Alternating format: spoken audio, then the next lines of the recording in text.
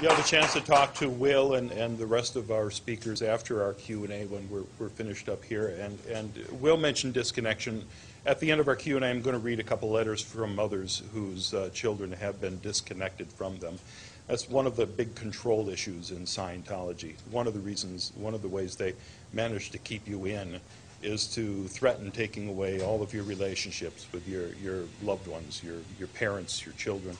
And our next speaker actually has faced that, and she also got in at a very young age. Maureen Bolstad is going to speak.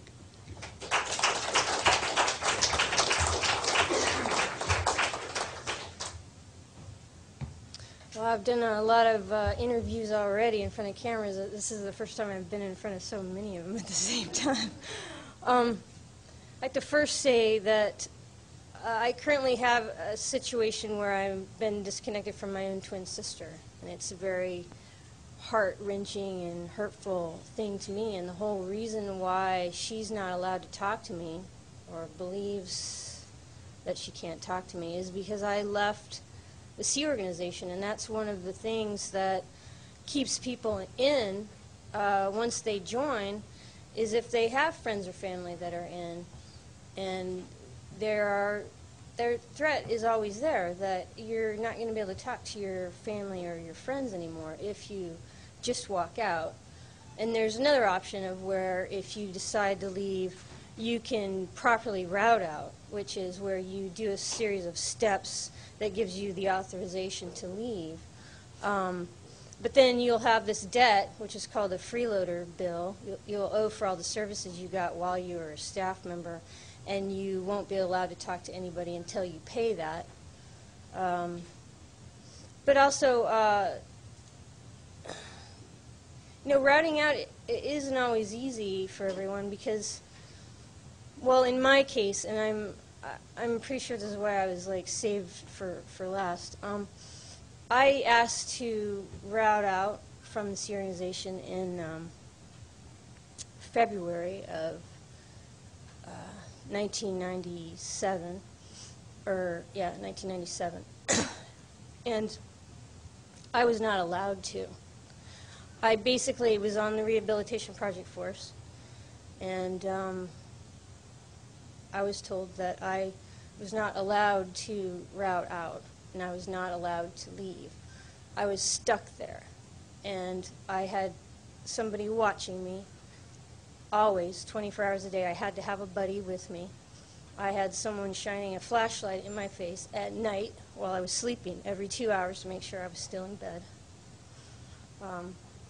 On the few occasions that I did manage to run away, I was tackled and brought back physically.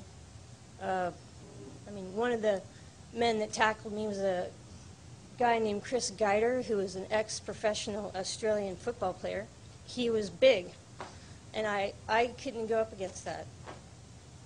But I kept trying.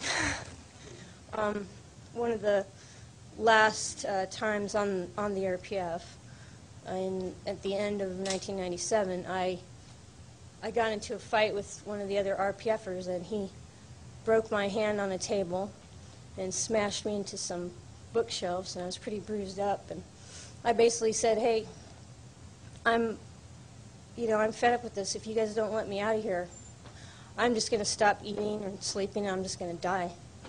Because, you know, I wanted my freedom. I didn't like being treated like a prisoner when I'd done absolutely nothing wrong besides, you know, not wanting to work there anymore for nothing. So that night, I was talked into, you know, it's okay, you can get some sleep. It doesn't mean that, you know, they were saying maybe they would talk to me the next day about why I wanted to leave and treat me nicer. So I actually went to bed. I didn't keep my thread of not sleeping or eating. And that night I actually was able to run away.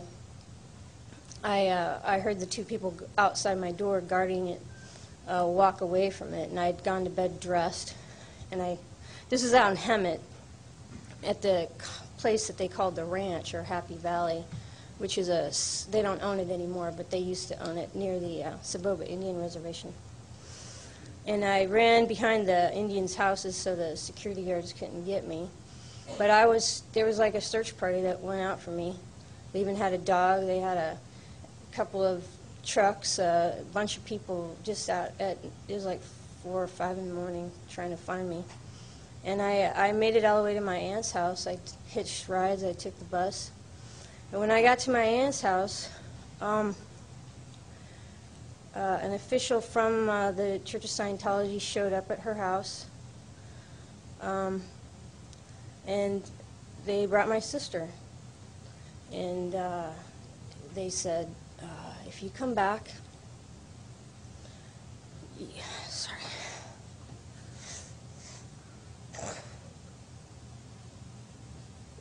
I said, if you come back, you'll get to talk to your sister, you'll get to talk to your husband, and you won't have to do the rehabilitation project for us, and we'll treat you better, and made all these promises, and I wanted it to be true. But when I went back, I got stuck there for another 3 damn years.